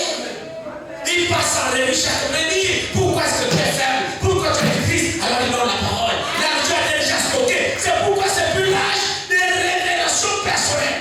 Non. Ce temps-là est passé. La nourriture a été emmagasinée. Toutes les révélations ont été données. Alors aujourd'hui, nous sommes maintenant à la distribution. Nous rentrons dans le dépôt de Dieu. Alléluia. L'intendant aujourd'hui à l'accueil du magasin. On ouvre le magasin et puis on distribue. Ça a été stocké en abondance. C'est parce que vous suivez l'image. Emmagasine la nourriture. Car le temps viendra. Vous suivez? C'est ce temps ici. La nourriture, ce sont les verts pâturages. Des verts pâturages, la nourriture est bénie. C'est le temps de la distribution. Pourquoi? Mais c'est pour la santé spirituelle des bénis. Le peuple est correctement nourri. C'est plus par une nourriture dénominationnelle. Non. La nourriture a été emmagasinée. Premièrement par le prophète. Deuxièmement par le serviteur fidèle et prudent. Alléluia. Aujourd'hui on a la nourriture en stock. On distribue seulement. Ne voyez-vous pas que nous connaissons dans les verts pâturages? Dans les sons paisibles. Pour faire quoi? Pour restaurer notre âme. Alléluia. Ne c'est pas la nourriture à gogo qui a été emmagasinée, qui est en train de distribuer maintenant. Ton âme n'est pas restaurée. Qu'est-ce qui va restaurer ton âme? Parce que nous ici, on n'a pas de révélation personnelle ici. Donc quelqu'un ne vient pas vous faire le mal ici. Il n'y a plus. Oh, il n'y a plus. Il n'y a aucun ministre aujourd'hui qui va se dire ah, c'est ma propre. Il n'y a plus. Tout a été emmagasiné, stocké. Ça a été révélé et stocké. Comme Joseph avait stocké pendant 7 ans. Maintenant, c'est l'année de la distribution. Là, on ne produit plus. Pourquoi on veut produire encore de nouvelles révélations? ouvre le magasin, l'entrepôt, et que les serviteurs rentrent, se servent et distribuent. C'est le rôle des serviteurs aujourd'hui. L'entrepôt est entreposant en stock. Juste dans le repas de l'épouse. C'est déjà la nourriture stockée. Vous voulez quoi? Quand vous enseignez quoi? C'est qu'elle est stockée là, y compris le comportement des foyers, y compris le comportement des enfants, y compris le comportement dans l'église. Tout est stocké. Rentre, serviteur, rentre, sort et distribue. C'est ça le vrai pâturage. Vous suivez, non? Alors il dit ici, je les ferai paître dans mon bon, je suis au verset 14. Verset 14 d'Ézéchiel 34. Il dit, je les ferai paître dans mon bon pâturage et leur demeure sera sur les montagnes élevées d'Israël. Je les ferai paître. Où? Dans mon bon pâturage. Frère, l'épouse aujourd'hui ne va pas aller paître dans l'année, non? Amen. Vous qui partez écouter le tonnerre, vous pensez que c'est le bon pâturage du Seigneur? Et bien, je les ferai paître dans mon bon pâturage. Le bon pâturage du Seigneur, c'est sa parole. Amen. Les tonnerres, c'est écrit où? La révélation de ces tonnerres, c'est écrit où? Bon, quand vous partez, vous mourir là-bas. Les bacacophiles, c'est écrit où? Les dénominations, c'est écrit où? Quand vous partez, vous mourir là-bas. C'est pas le bon pâturage du Seigneur. Non. C'est pas le bon pâturage du Seigneur. Là-bas, c'est le pâturage de l'ennemi. Amen. Des interprétations. Mais le Seigneur s'engage à paître ses brebis à lui dans son bon pâturage. Il est ici, son bon pâturage, mais c'est là ici. C'est la Bible. Le bon pâturage du Seigneur. C'est la parole de Dieu. On doit vous enseigner ce qui est écrit ici. Et dans ce qui est écrit ici, il y a des choses qui étaient difficiles à comprendre, mais qui ont été révélées. Et ces révélations-là ont été emmagasinées. Alors le rôle des serviteurs aujourd'hui, c'est d'aller bûcher dans ce qui a été révélé. Amen. Amen. Amen. C'est vrai. Nous avons les brochures. Nous avons les lettres circulaires. Celui qui a reçu la nourriture, c'est le messager. Amen. Dans cet âge. Amen. C'est ça le bon pâturage. Celui qui a reçu le pâturage là où il sait, c'est le messager, c'est le prophète. Amen. Celui qui a le pâturage de l'âge. Et quand il a fini de prêcher cette nourriture, il a mis en magasinage cette nourriture. Amen. Et ce travail-là, comme le travail du Seigneur, le Seigneur apparaît sur l'ouvrier, il a adjoint un auxiliaire au messager, qui est le serviteur fidèle et prudent. Qui l'a aidé, qui lui a dit, emmagasine-toi sur la nourriture. Et ensuite, distribue-la. Parce que le messager a dit, la nourriture qu'on t'a emmagasinée, ce n'est pas les haricots. Hein? Ce n'est pas les dénominations. C'est la parole révélée. Prêchez au peuple la parole révélée. Ne prêchez pas au peuple la parole dénominationnelle. Dans la parole de Dieu, il n'y a pas de vie dedans. Ça prête la confusion. On ne peut pas savoir la différence. Or, la différence doit se faire voir entre ceux qui croient ce message, la parole révélée, et les dénominations.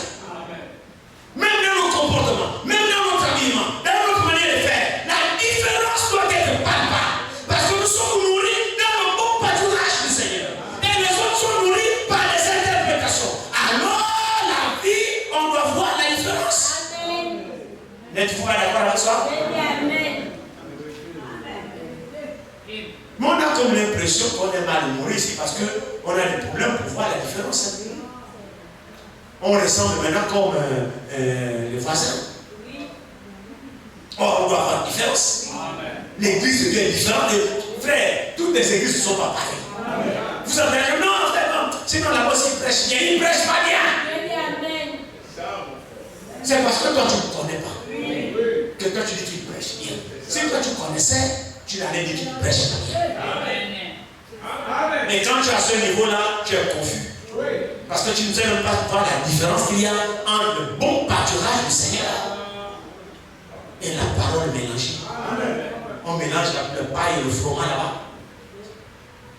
Mais le Seigneur dit, pourquoi mélanger le pain et le froment? On ne mélange pas le pain et le froment. Il faut les séparer. Amen. Il faut les séparer. Aujourd'hui, nous avons le bon pâturage du Seigneur. Où il nourrit ses propres brebis. Parce que l'enlèvement est proche. Amen. J'ai plus le Seigneur qui me révèle ces choses. Amen. L'enlèvement est proche. Amen. Frère, nous devons être des meilleures femmes. Amen. Nous devons être des meilleurs enfants.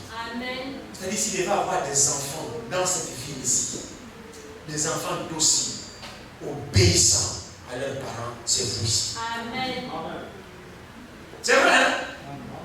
C'est pas des choses que je suis en train de dire, c'est la vérité que je dis. S'il doit avoir des enfants dans ce pays, des enfants dits, obéissants, dociles, c'est vous ici. Amen.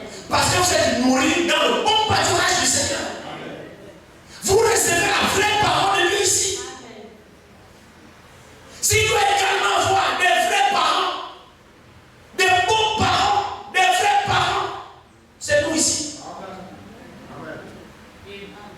C'est vrai, non? Est-ce que c'est vrai? S'il doit avoir des bons maris, des bons maris qui aiment leurs femmes, c'est nous ici. Est-ce qu'on est d'accord avec ça? Si on doit avoir des vraies femmes, des vraies épouses, qui sont soumises avec leur mari, c'est vous ici.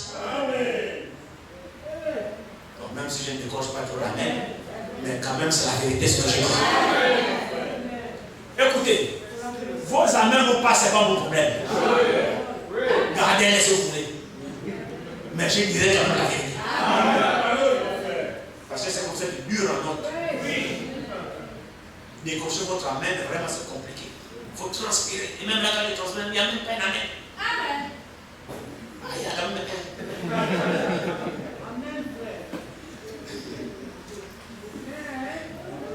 Amen. Ne soyez pas durs. Ah bon, vous dites que vos amènes là vous encouragent rien. Ah, c'est compliqué. Mon frère, je dis c'est compliqué. Amen. Dieu le connaît dans le vrai pâturage. Il nous donne sa vraie parole. Parce qu'il attend de récolter sa parole. Pour finir, en réalité, c'est sa parole qu'il va récolter. C'est pourquoi il nous donne la parole. Si vous semez la parole, vous attendez à récolter la parole. Chaque grain semé, c'est ce grain-là que vous allez récolter à la fin. C'est pour cette raison que la parole est sémée. Parce que celui que le Seigneur viendra prendre, je termine. En réalité, l'enlèvement ne vous concerne. C'est pas vous que le Seigneur vient enlever. Vous ici, Ésaïe 40 a dit, vous êtes comme de l'herbe. Vous allez faner, sécher. Alors comment il va y amener de l'herbe qui va faner? Donc l'enlèvement ne vous concerne pas. Il vient enlever la parole. Amen. Alors il faut que l'herbe reçoive la parole. Il a écrit, je lui ai dit, je te vois. Et il dit que la chair est comme l'herbe. Sa femme. J'ai crié ça ce matin. Est-ce que j'ai crié? J'ai obéi à mon devoir. Amen. J'ai fait mon travail. Que chacun fasse son boulot. Que Dieu vous bénisse.